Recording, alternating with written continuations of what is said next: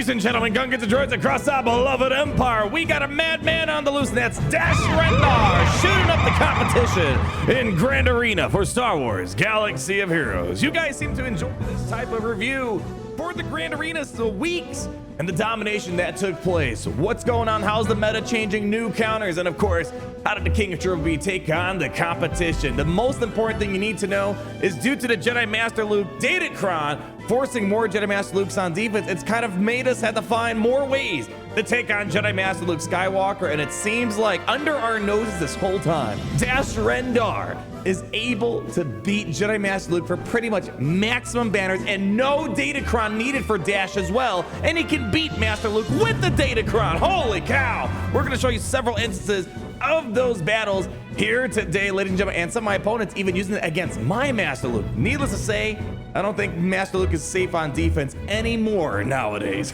And on top of that, a little update on Darth Malgus. It's looking like our second week of Grand Arena. Still no new inventions, new ways to take on Darth Malgus. Gas struggling.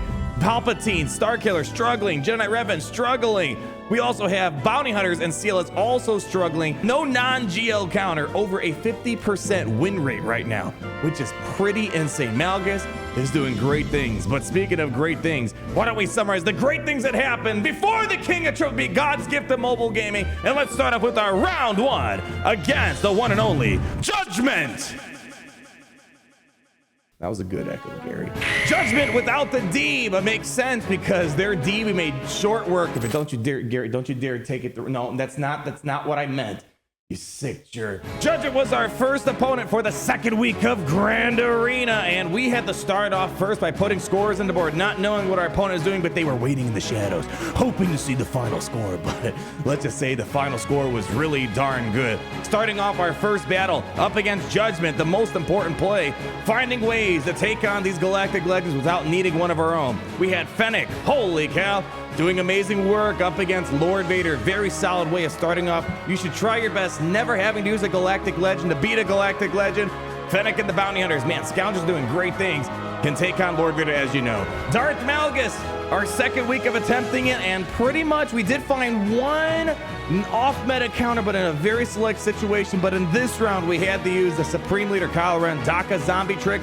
Great way to get underdog banners. I think it's the best way. If you have to throw a galactic legend at Malgus, it's the best way to get the most banners possible. We had a little unfortunate situation here.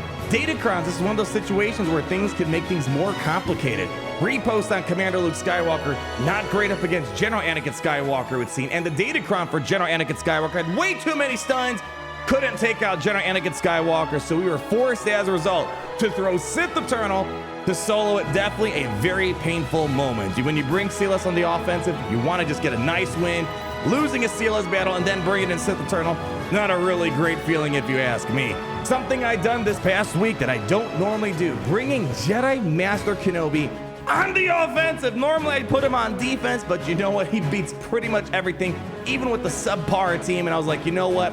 I really don't want to do these raid battles anymore with Supreme Leader Kylo Ren due to the banner losses. Yes, it wins, but it's not as pretty. So we use Master Kenobi with Commander Tano and Padme, which is good, and then something left over, ranging from Jedi Knight Guardian to I'm a Gundai, beating things like the Rey Datacron. Very nicely done. However, there's a little surprise lingering on in the back wall, a Jedi Master Kenobi. Granted, not an amazing one, but gave Lord Vader a scare. Lord Vader barely winning up against a Jedi Knight Guardian Mace Windu version of the Master Kenobi team, but luckily at the very last few seconds, Lord Vader was able to finally get ramped up, get those damage over times doing work, and they were able to fall piece by piece. But it sucks having to throw so many good characters on a Lord Vader team to barely eke out a low banner win up against Master Kenobi.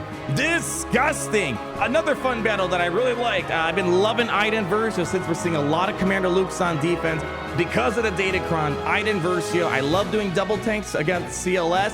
Very great banners, only dropping 2 banners up against CLS, especially when you have that Omicron getting lots of attacks out of turns. It's just going to ramp up.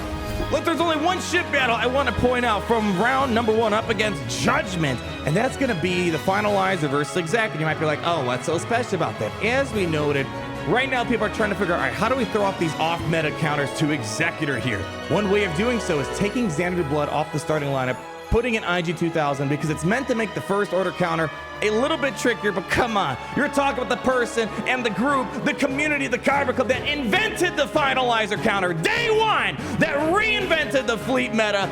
You're not gonna fool us. We were able to adapt to the situation, not dropping a single ship, still messy banners, but hey, executor's executor, and we're gonna be saying the same about Profundity very shortly here, I think. How did our opponent Judgment end up taking us on? Well, they showed up a little while later while we were almost done at the Grand Arena, and right away they're falling into a lot of problematic situations. Their SLKR versus Rey failed, and I don't even have the heir to the Jedi.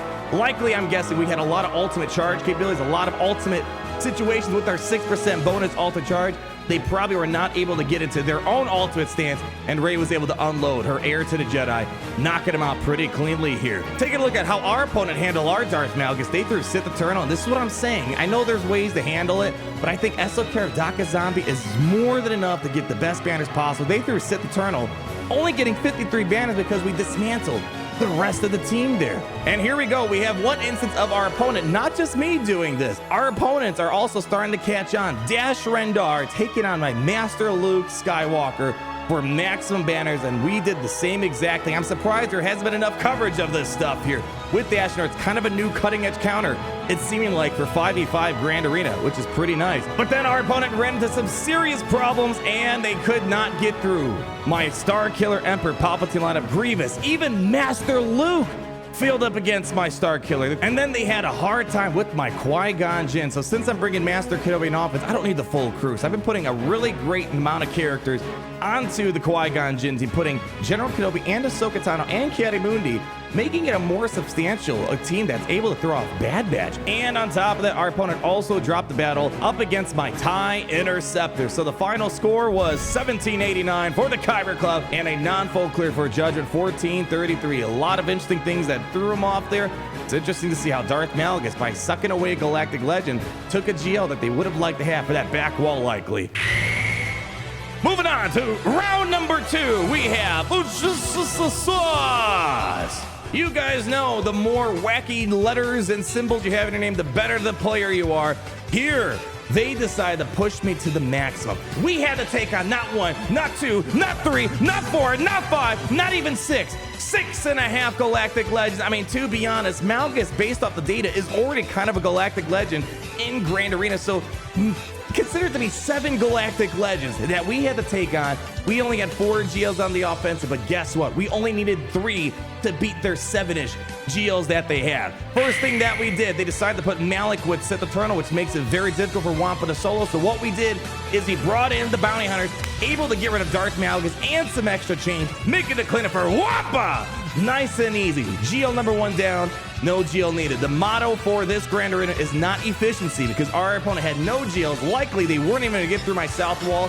It was discovering new counters, practicing new counters, and making sure we take as many down as possible without needing our own GL. And here's where we found kind of a newish counter. This is why you don't want to deviate from the traditional Darth Malgus lineup. The second someone puts in, for example, Sith Marauder instead of Bastila Shan or Darth Talon, the viability drops down. The second you take out Darth Malik, the team gets a lot easier to beat here. You need, if you want the most viability out of Darth Malgus in defense, you need to have Malgus, Malik, you need to have Bastila Shan and Talon, and of course Darth Revan. Our opponent did not put Malik down because they put it on Sith Eternal, hoping to stop the Wampa counter, which we still did it. And here it was very simple for Traya and the Night Sister zombie, as well as Daka, to get through almost maximum banners up against them, being able to put the isolate on Malik and without on Malgus, I should say, and Malik not being a team means there wasn't nearly as much fear or buff dispels. Boom, baby, 63 banners. Keep this in the back of your pocket. I don't think this is going to work that well up against the Malgus and Malik variant, the proper lineup, but hey, it's nice having another option, and you don't need to throw a GL. So right there, still not using a GL. Busting out Lord Vader. Holy cow, we had to change our pants after this one, y'all. Lord Vader, we decided to get a little gutsy. Soloing Supreme Leader Kylo Ren. These battles normally go okay, but you need to just watch out, because if you heal up too much, once you're a little too high of health, when you're getting to that 80-100% threshold range, you all of a sudden open yourself up to critical hits. And we almost lost the Kylo because we got a little too high into health. Supreme Leader Kylo getting tons of stacks of Siphon, increasing their mastery. Nearly killed off Lord Vader, but luckily we barely stuck around and we were able to get rid of SLKR a great way. One man soloing a Galactic Legend. I don't see too many Supreme Leader Kyle Rens on defense because they're way too important on offense, but today it's nice showing the power that Lord Vader has once in a while. And here's where we finally got to show the magic. Now, this, for some reason, this was not really being discussed. Not a lot of people talk about it. It's kind of new on the street. I couldn't even find any videos about it. I just heard it in a passing comment in our Kyber Club chat while we were live streaming. I'm like, you know what the heck? Today's a perfect day to test it out because our opponent's gonna have a hard time with my defense here. Right out the get-go, without even trying, we were able to take on Master Luke with the Omicron on dash. That's all you need, Omicron on dash, because with Vandar Chewie, you're gonna get the constant revives. And every time someone's being defeated, a light side scoundrel, they're reviving, Vandar Chewie's regaining prepared, and you have perpetual revive cheese. And it just seems like Master Luke does not know that he should be going after Vandar Chewbacca first, and it just worked. That's all I can say. And with the non-stop prepared bonuses, we were able to do amazing work, and young Han Solo with the high damage output was critical as well to making sure we kept a nice pace throughout the battle. Oddly enough, didn't take that long, about 2.5, 3 minutes. Fantastic counter. This has been sitting under our noses, and the best part about it is this Dash Rendar is needed to get Star Killer. Another fantastic reason why the Star Killer farm is amazing. Dash Rendar, Vandar Chewbacca, cheese, and the best part about it too, on top of that, it doesn't really use needed characters. You're not using Beskar Mando, you're not using Fennec, you're using Queel and IG-11 for the cleanses. I don't even know if you need IG-11. I think you could put in L337 and be fine in this situation, but I'm not using Queel and IG-11 for much because Beskar Mando's with Fennec.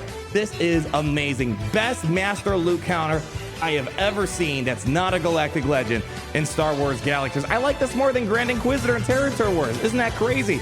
And look at this. We decided to do something absolutely bonkers. Since we used our bounty hunters up against the Eternal, we got pretty gutsy, and we put together a Fennec team that was not the usual team. We threw in Fennec, Beskar Mando, L337, Zalbar, and even Skiffguard Lando. And the core strategy was here, Beskar Mando has the unlimited damage immunity every time he's taken a turn because of his level 9 Datacron. And then what happens is we just keep Fennec alive as long as possible. We had the 2 tanks, L3, as well as Zalbar. And Skiffguard Lando was critical to making sure we pass the turnover to get a taunt up, so that way we avoid the main threat on this team, which was Thrawn. Thrawn was the biggest threat on this team. It wasn't even Lord Vader. If Thrawn fractured Fennec or Beskar Mando, this would have been a problem.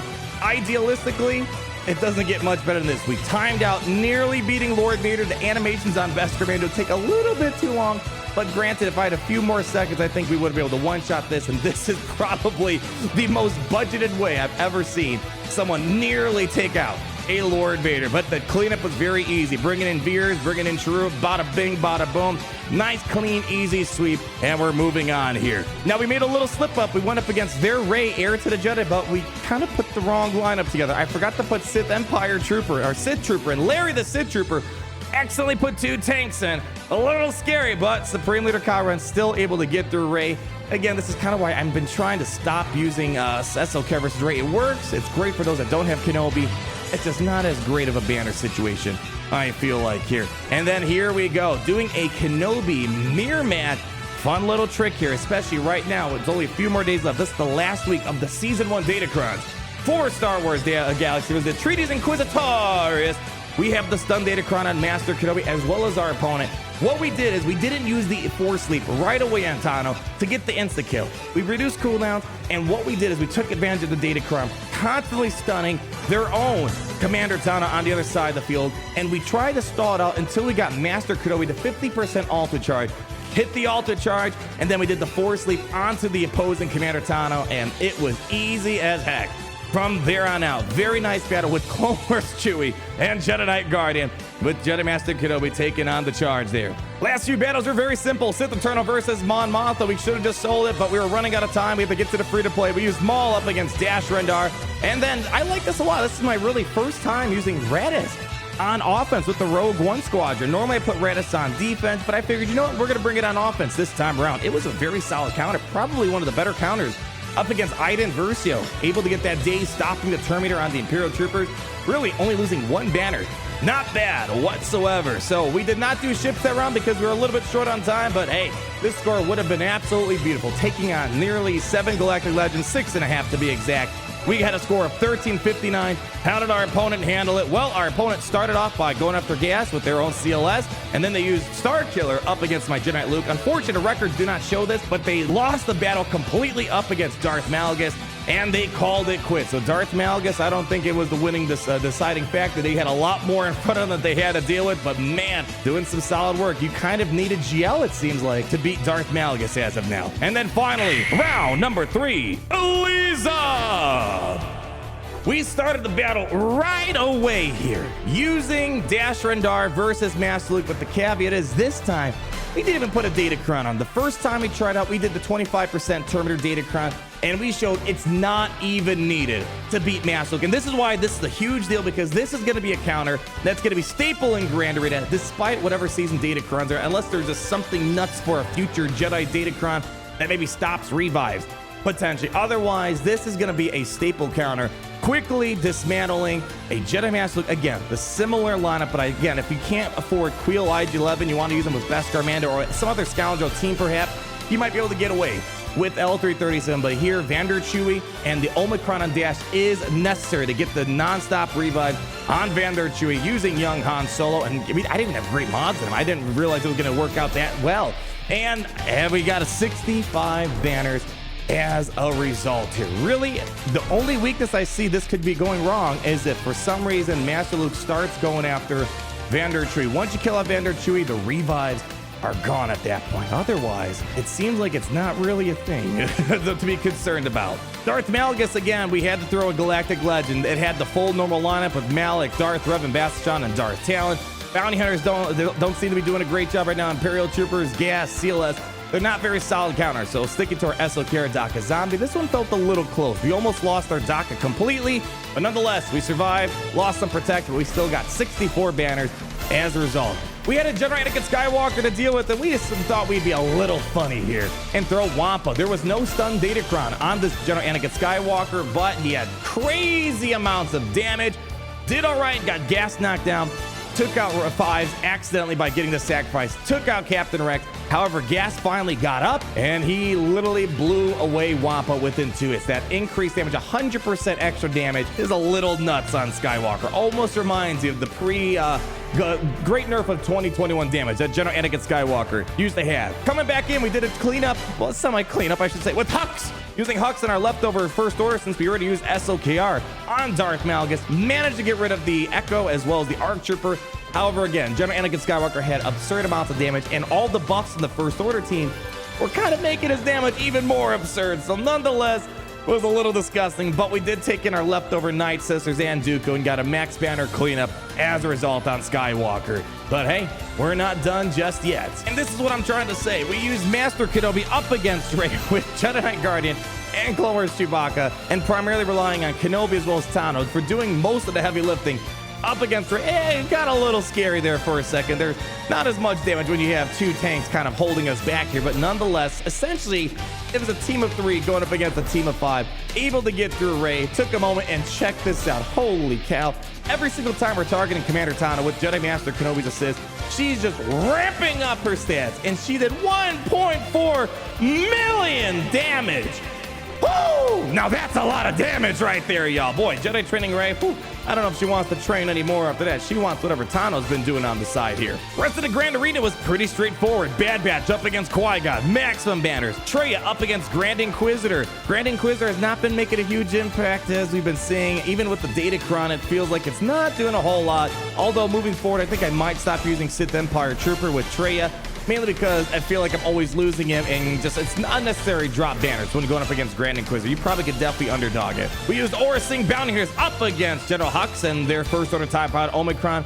Oh, it got a little scary again. We went Lord Vader up against Commander Luke Skywalker. Datacron, it took a while to kill him off. They took him on Royal Guard, but still, we got some decent banners. 64 banners up against Commander Luke Skywalker, using our leftover Sith Eternal up against Mon Mothma for a nice score of 68. And then we used Maul to clean up their Radis, and ships were clean as well. The final score for this round was $17.99 for the Kyber Club. Even considering the 2 drop battles up against General Anakin Skywalker, that is very darn efficient. Nearly every battle after gas was at least 60 banners minimum, and even more a majority of time, 65, 67, 68s across the board. Our opponent, Eliza, did a pretty good job themselves. They dropped a few battles here and there. Battle number 1 that they ended up dropping was Bad Batch versus my Qui-Gon Jinn. Splitting up Kenobi has been paying some solid dividend for the Qui-Gon team. For trying to improve Qui-Gon on defense, it seems like this variant is able to hold off Bad Batch. As we're seeing here, Bad Batch, a staple con, the Qui-Gon seems to be struggling a bit more versus this rendition of Qui-Gon. Could be because of the critical damage immunity granted through General Kenobi, buying Anakin time to annihilate the opposing team potentially. Another drop battle, we had Hux dropping a battle up against the Finalizer, the version that does not have Xanadu Blood starting. That's why I've been altering my lineup for this to get some more banners on defense potentially. And although it doesn't show it in the SWH.GG records, we also got a hold with my Jedi Knight Luke, Jedi Knight Revan combo as well. So 3 drop battles leading to a final score of $17.99 to $17.59. Another solid win for the Kyber Club, and that means it was a clean sweep for the second week of Grand Arena. Absolute dominance in its fullest purity from the King of Triple B and the Kyber Club, let me tell ya. So what did I learn after this past week of Grand Arena? This is definitely my more offensive heavy Grand Arena week. Normally I go a little bit more defensive heavy, but with Datacrons, I'm feeling like the old days of GLs on defense might be a day of the past. It seems like, especially if Datacrons, where there's a lot of guessing and there's so many new teams and Omicrons, it's best to sometimes just overkill something just to get through it, especially one drop battle can cost you an entire Grand Arena. Sometimes not being able to full clear. So that's thing number 1. The Dash Rendar, honestly, actually I changed my mind. The Dash Rendar thing was the biggest thing that I learned, because that was an amazing max banner counter up against Master Luke. And frankly, now that it's been popularized, turned into mainstream, I've been seeing a ton of people applying the Omicron since seeing me do it a few times on stream the past couple days. So Master Luke had a very brief period of being great on defense. If you have a Dash Rendar Omicron and you have Vandar Chewie, seems like it's going to be a slam dunk type of win. So that's probably the biggest thing that I've learned, ladies and gentlemen, Gungans and Droids. So we're moving into the final week of 5v5 Grand Arena before we get ourselves 3v3 coming back again. And that's going to wrap it up for today here at the Grand Arena Coliseum. Thank you so much for stopping by. Hopefully you're enjoying this. Make sure you leave a like and comment down below. You subscribe so you're not missing a thing, because all around these parts, we love to say it's great to be in the Empire today. Keep on dominating, my friends. I'll see you later.